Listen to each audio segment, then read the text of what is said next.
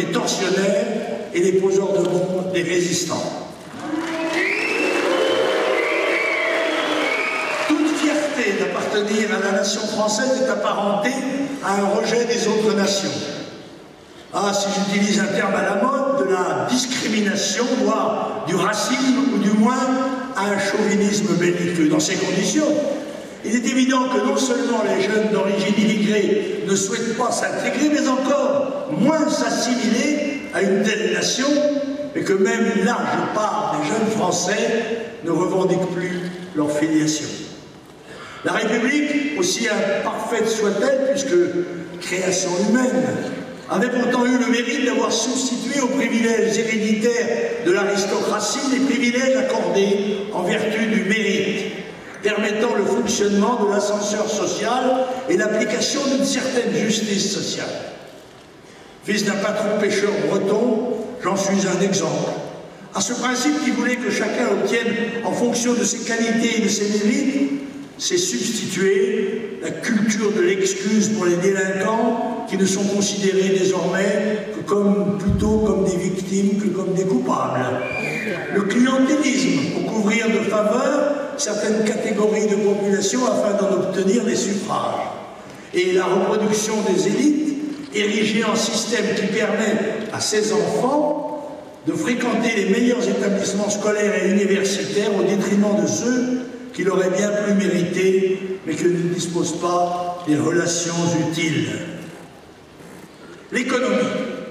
L'économie de la France que j'ai connue jeune était prospère, avec une agriculture riche, une industrie puissante, à la pointe de la technologie, pouvant rivaliser avec les industries de n'importe quel autre pays développé, favorisée par un État stratège qui a permis la création de bijoux technologiques tels que le Concorde, la fusée Ariane ou le TGV.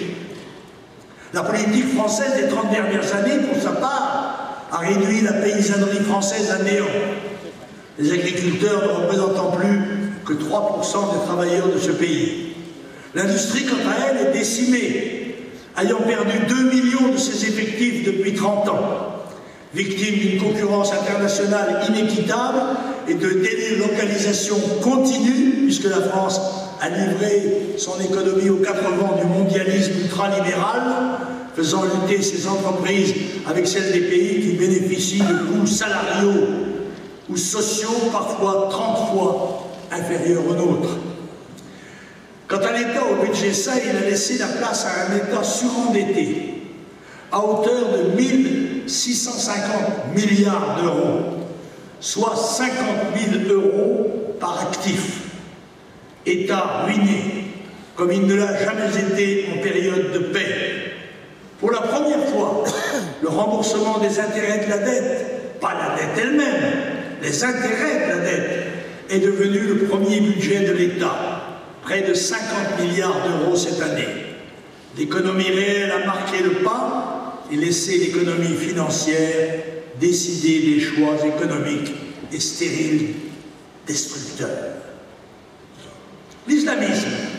La France que j'ai connue lors de mon arrivée en politique, bien que laïque, restait profondément enracinée dans la chrétienté, avec ses églises remplies le dimanche et des prêtres dans chaque paroisse, prenant eux aussi leur part de la noble tâche de transmission du flambeau de notre héritage spirituel et historique. Dans ce domaine également, les forces de destruction ont agi avec une vitesse et une rapidité fulgurantes. Tout comme pour la société civile, la trahison est venue des élites ecclésiastiques, n'hésitant pas à s'acoquiner avec les représentants des lobbies philosophiques ou politiques, dont l'objectif affiché était pourtant l'anéantissement de la spiritualité chrétienne tenue pour réactionnaire.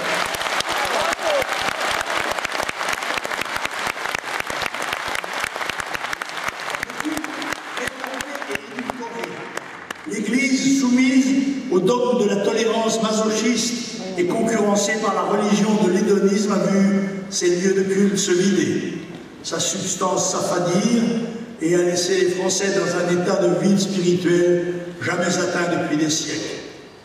Cette société de consommation à outrance, adossée au dogme du libéralisme et à la philosophie du relativisme, ne constitue pas l'horizon indispensable du genre humain, elle en est son misérable tombeau. Mais la nature a horreur du vide, et le vide spirituel est aujourd'hui peu à peu comblé par un islam importé principalement par les immigrés venus d'Afrique du Nord et d'Afrique noire. Les élites qui ont voulu couper les racines chrétiennes de notre nation, autrefois fille aînée de l'Église, pour créer un homme nouveau, sont devenues les premières à prôner le retour de l'interventionnisme public en matière de construction de lieux de culte, foulant aux pieds les principes de laïcité qu'ils affichaient comme sacrés et constitutifs de notre concorde nationale depuis des décennies. L'islamisme, de plus en plus puissant, a engagé contre la République, conduite par des dirigeants aux mains molles, un bras de fer qu'il a toutes les chances d'emporter.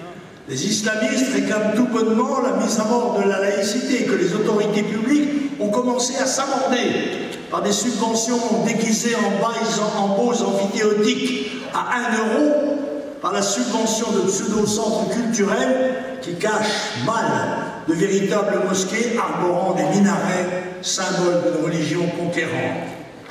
Voulant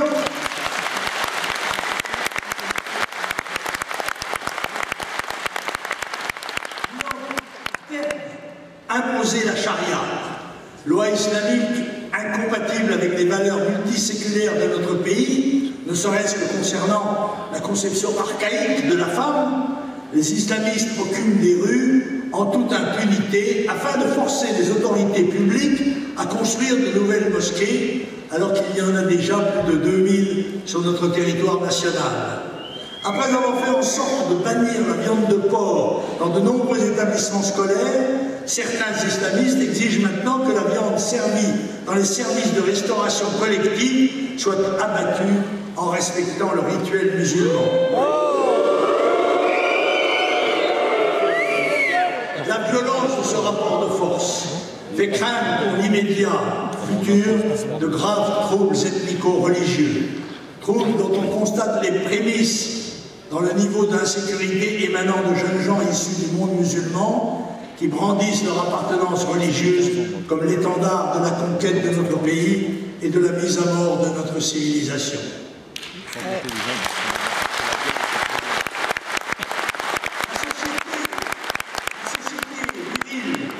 Du service militaire et de l'engagement politique de ma jeunesse a fait place à celle de l'affichage des sentiments et de l'émotion des pleureuses médiatiques qui préfèrent crier au dérapage, s'offusquer de la dénonciation d'un scandale plutôt que du scandale lui-même.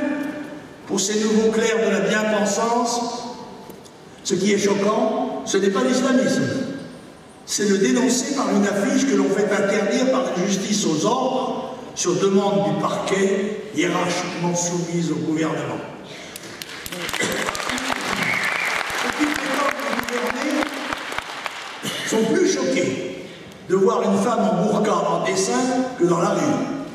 Plus choqués de voir l'ombre d'un minaret sur un document de propagande électorale qu'un véritable minaret dans notre paysage urbain européen. Plus choqués de voir une carte de France peinte aux couleurs du drapeau algérien que d'en voir les milliers arborés sur des t-shirts par des jeunes gens d'origine étrangère.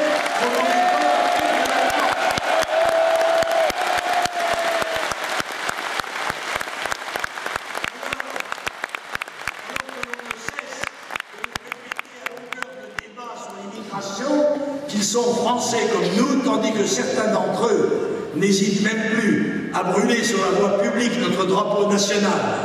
Ils sont plus choqués que l'on dénonce en appelant un chat et une occupation, celle de nos rues et de nos espaces publics par des islamistes posés